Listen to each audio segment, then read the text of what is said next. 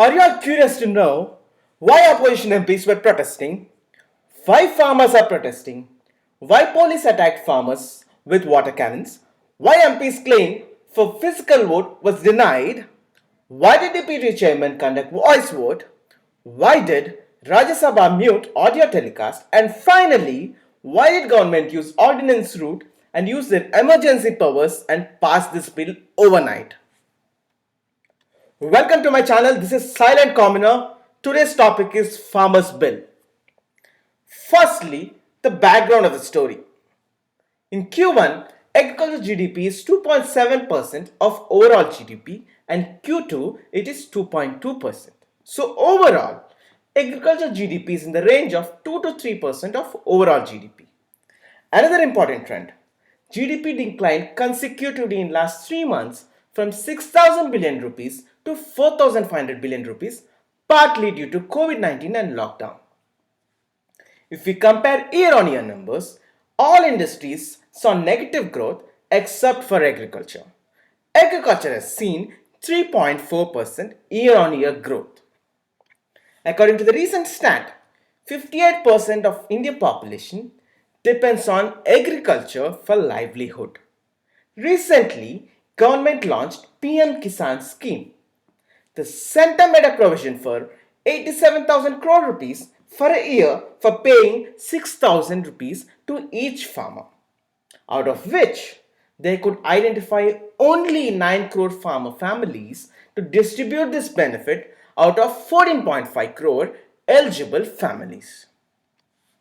Another important stat is suicide of farmers and daily wages have increased by 6% in 2019 compared to 2018. This is really appalling and concerning, and farmer upliftment has been a long-standing issue. Before we proceed, we should understand what is APMC. APMC, Agriculture Produce Market Committee, is a marketing board established by a state government in India to ensure farmers are safeguarded from exploitation by large retailers and help them with minimum support price MSP. This is a very successful initiative. Reports say that this is a backbone for Green Revolution which was started in 1960s. And the unsold inventory at these mandis will be absorbed by government. Overall, it's a good deal for farmers. But there are few negatives in this initiative too. Over a period of time, mandis started lobbying among each other, dictating price point. Before we talk about ordinances in detail, let us see the headlines. 8 Rajya Sabha MPs were suspended for protesting. You can see Derek tearing a document in the picture. 62 crore farmers joined the protest from different states across the country. Here is a cartoon depicting that farmers will eventually become slaves of corporates and bear the extra weight on their shoulders to fight for price point of their own produce. Here is an image of police firing water cannons on the protesters. There are also few articles stating that lathi charge took place. Another important news item. SAT leader Sukhbir Badal announced in Lok Sabha that Harsimrat Badal, the Union Minister of Food Processing, from his party will resign in protest over these bills. Famous singer and actor Diljit Dosanjh extends his support for farmers. So what are these 3 ordinances? These ordinances were passed by Lok Sabha and Rajya Sabha and are now awaiting President's nod to pass the bill. There are 3 ordinances, namely the Farmers Produce Trade and Commerce Ordinance 2020, the Farmers Agreement on Price Assurance and Farm Services Ordinance 2020, and finally the Essential Commodities Ordinance 2020. So there are 4 components in this ordinance: trade area, trader, dispute resolution and market fee. Firstly, trade area. Mandis are excluded from this definition. Government says that they are doing a favor by eliminating middlemen and giving them an opportunity to sell in other state markets.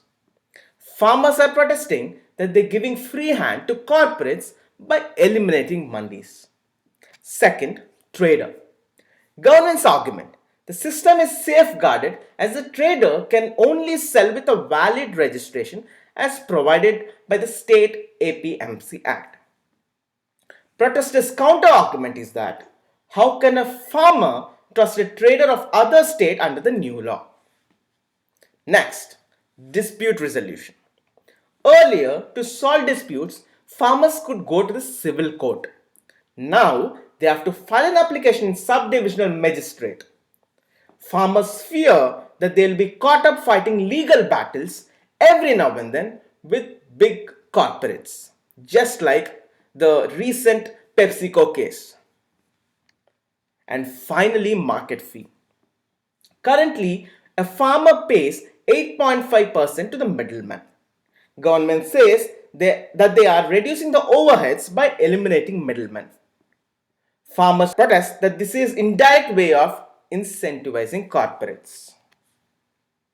To summarize, a farmer can either sell his produce to a local market or corporates or MSP godowns, which government eventually uses to distribute to the poor under subsidies, and finally we have mandis. Let us now compare mandis and corporates to better understand this ordinance. Corporates will not assure a minimum support price and might eventually monopolize the market. Whereas under APMC Act, mandis assured minimum support price.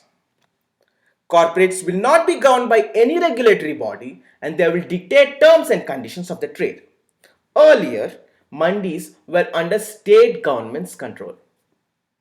As I said before, corporates can monopolize the whole thing, whereas the mandis used to discover prices by auctioning the produce. By eliminating mandis, all the mandi employees will become jobless. Earlier they could go to civil court and now they can't. So what farmers actually want from this protest? They want government to roll back all three ordinances. They want government to protect APMC Akkam mandis. They want government to help them clearing loans, and they want government to come up with national law 50% weighted average than MSP.